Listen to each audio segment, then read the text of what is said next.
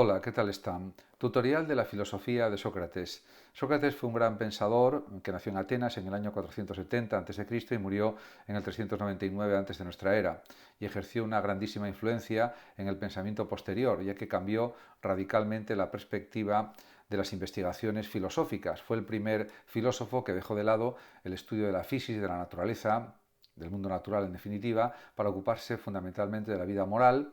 del ser humano, por tanto de la convivencia y de la justicia, entre otros valores que analizó y pensó sobre ellos. Se ha comparado a menudo la vida de Sócrates con la vida de Jesús de Nazaret,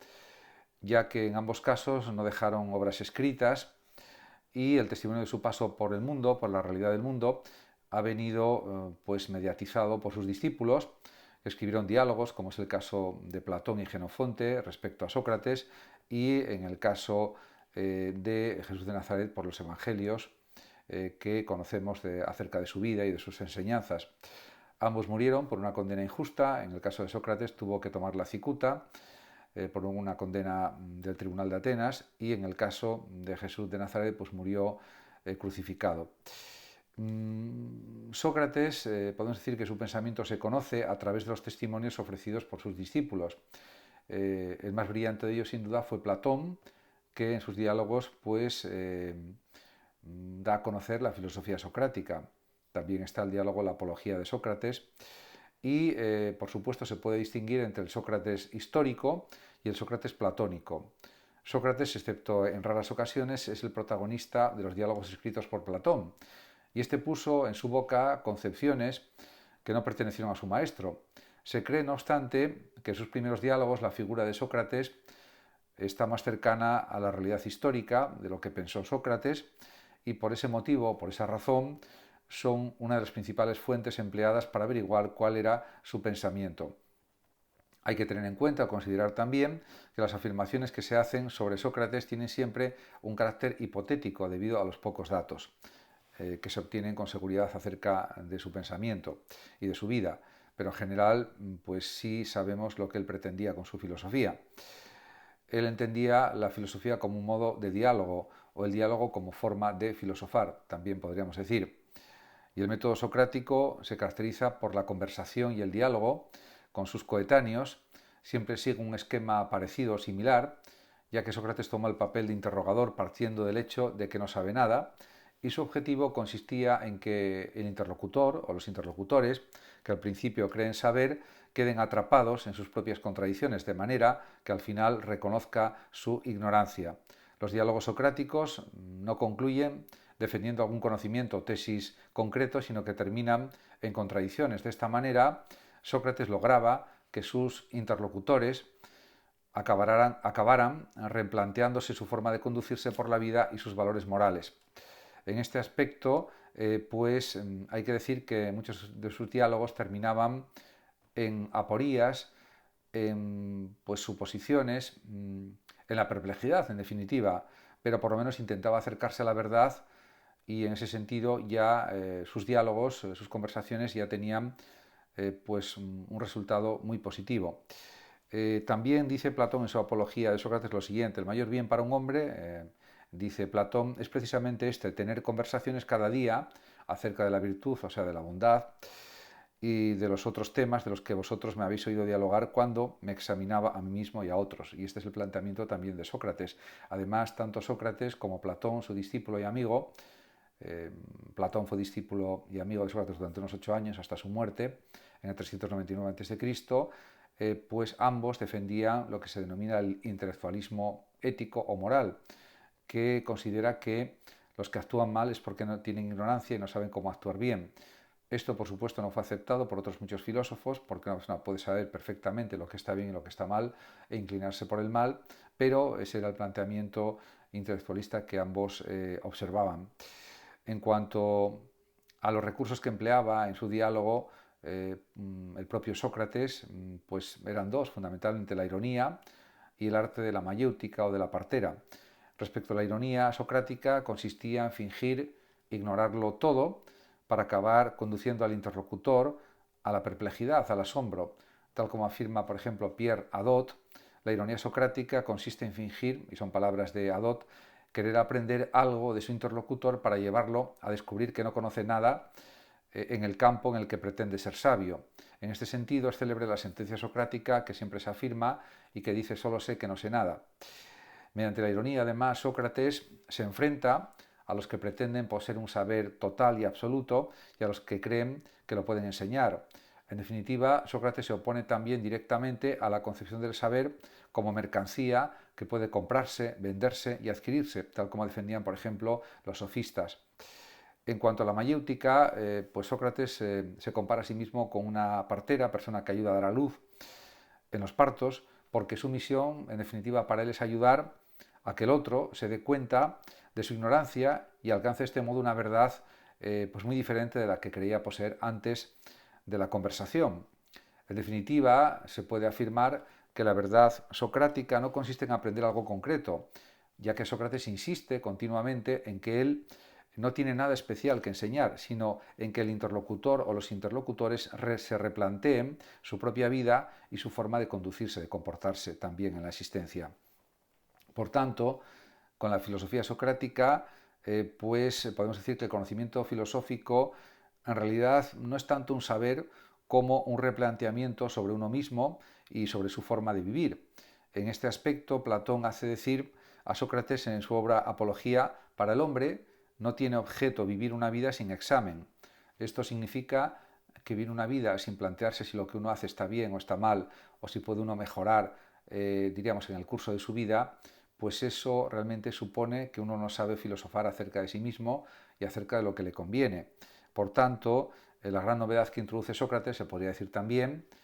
pues de una forma muy evidente, consiste en vincular la filosofía con una forma de vida o con unas formas de vida que estén de acuerdo con la verdad, con el bien, con la belleza, que en definitiva con los valores del idealismo socrático y del idealismo platónico, podríamos decir también, de una forma pues más clara, podríamos decir. En este sentido, hay un texto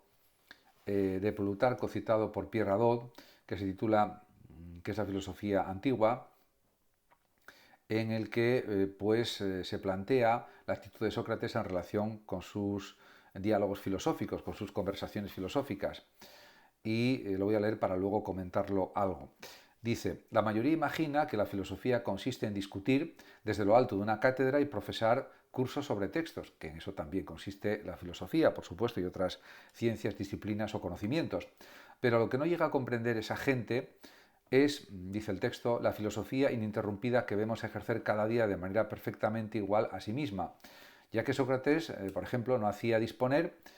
gradas para los auditores, para los espectadores, no se sentaba en una cátedra profesoral, no tenía horario fijo para discutir o pasearse con sus discípulos hablando de filosofía, pero a veces bromeando con ellos, o bebiendo, o yendo a la guerra o al ágora con ellos, y por último yendo a la prisión y bebiendo el veneno, filosofó en todas esas situaciones cotidianas. En ese sentido, fue el primero en mostrar que en todo tiempo y en todo lugar, en todo lo que nos sucede y en todo lo que hacemos, la vida cotidiana da la posibilidad de filosofar constantemente. Por tanto, diríamos que es una filosofía mundana, en cierto sentido, sobre todo más que académica, aunque por supuesto eso no significa que Sócrates pues, no desarrollara sus temas con una gran profundidad, con una gran precisión, con una gran rigurosidad,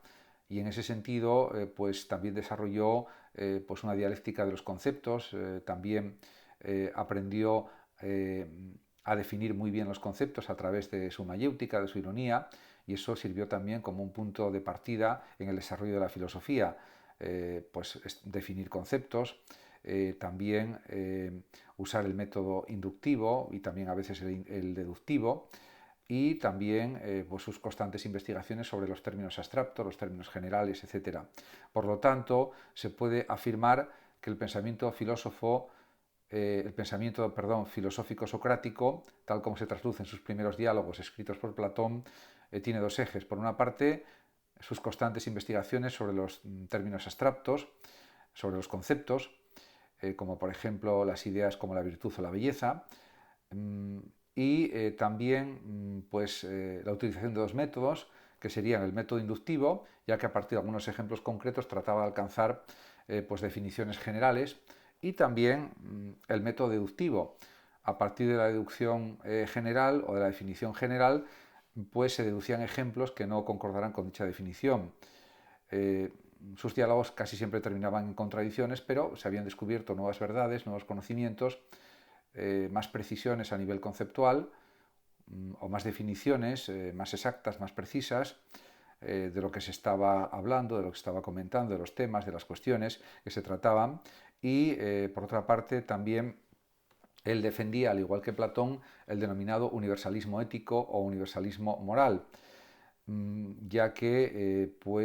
consideraba que tenía que haber unos principios éticos básicos, mínimos, que todos tenían que cumplir. En ese sentido, los sofistas se oponían radicalmente a Sócrates porque consideraban que el relativismo y el escepticismo estaban justificados en filosofía y realmente no estaban de acuerdo con las tesis socráticas de que había una equivalencia entre virtud o bondad y saber, que es lo que defendía, por otra parte, el intelectualismo ético socrático. Por lo tanto, insisto, la consideración de que quien obra mal lo hace por ignorancia, supone también para Sócrates que no debe haber castigo, en cierto sentido. En cualquier caso, estos planteamientos no fueron seguidos por otros filósofos,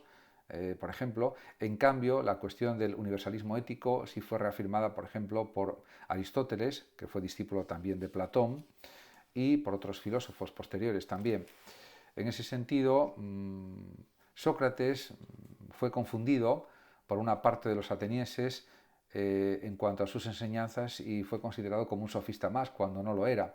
Sin embargo, se diferenciaba de ellos en varios aspectos esenciales. No cobraba por sus enseñanzas o por sus diálogos o conversaciones, tampoco aceptaba a cualquiera como discípulo, sino que los escogía. Y su intención, la intención socrática, la intención de Sócrates, no era enseñar a ganar en los debates, como hacían los sofistas. Al contrario, como señalábamos, sus conversaciones buscaban la perplejidad, el asombro del interlocutor, porque a veces las personas estaban muy convencidas de sus ideas, de sus conceptos, de sus planteamientos, y a través del diálogo, de la conversación, se daban cuenta de que muchas de sus ideas no eran verdaderas, eran falsas, eran equivocadas, eran erróneas. Por otra parte, Sócrates defendía los valores morales y también eso contrastaba, como ya dije anteriormente, con el relativismo propio de los sofistas. Y esta es una de las diferencias más importantes que tenía respecto a los sofistas. Ciertamente, Sócrates fue acusado y fue sometido a un juicio por el Tribunal de Atenas y realmente eso estaba motivado por las denuncias de Anito y Meleto, que tenían envidia hacia Sócrates y tenían diferentes ideas políticas y discrepaban en asuntos políticos con Sócrates. Ese no era ningún motivo para acusarlo ante el Tribunal de Atenas, pero fue acusado de despreciar a los dioses y de corromper la moral de la juventud, algo que era totalmente incierto, totalmente falso, todo lo contrario. Por este motivo fue condenado a beber cicuta después de algunas votaciones y de que el propio Sócrates se defendiera ante el Tribunal de Atenas. A pesar de que pudo escapar de la cárcel en Atenas durante aproximadamente algo más de una semana o una semana aproximadamente, hasta que llegara una nave a Atenas, que era el rito oficial que había que respetar, él pudo haber escapado de su encarcelamiento a Chipre, donde podría haber vivido en el exilio durante los años que le quedaran de vida, que podrían haber sido quizás 10, 20 años o 30, dependiendo de la edad que llegara a tener cuando muriera, como es lógico, pero no quiso eludir la condena porque él había sido un ciudadano ateniense ejemplar, había defendido a Atenas en batallas, demostrando un gran valor en la batalla también, tenía una gran resistencia psicológica y física y quería cumplir las leyes de Atenas para ser considerado buen ciudadano. Y él mismo se consideraba a sí mismo un buen ciudadano. Por lo tanto, se cometió una injusticia, de eso estaba seguro el propio Sócrates, con su juicio, con su condena, pero había sido ordenada por la Asamblea de una manera legal y por lo tanto él quería cumplir a toda costa la legalidad. En ese sentido, a pesar de los ruegos de sus discípulos para que escapara de la cárcel por esa condena injusta, él dijo que se había beneficiado durante toda su vida de las leyes de Atenas y consideró que su deber como ciudadano ejemplar que era obedecer la sentencia del tribunal. Y así fue. tomó su veneno, la cicuta, que le dio el verdugo, y bueno, pues eso está relatado en la Apología de Sócrates, escrita por Platón, que por cierto no asistió a ese momento crucial de la vida de Sócrates por distintas causas, pero sí estaba rodeado de sus discípulos, de otros discípulos, y todos bueno, pues fueron conscientes de ese momento histórico que estaban viviendo y también, por supuesto, sentían muchísimo que fuera realmente objeto de esa condena y que tuviera que morir de esa forma, cuando era una persona absolutamente buena, inocente y un gran pensador. En cualquier caso, ciertamente, él también se había considerado como una especie de tábano que con su aguijón de la crítica, de la ironía, del pensamiento crítico en definitiva, pues no es que molestara a sus conciudadanos, simplemente les hacía ser conscientes de sus ideas,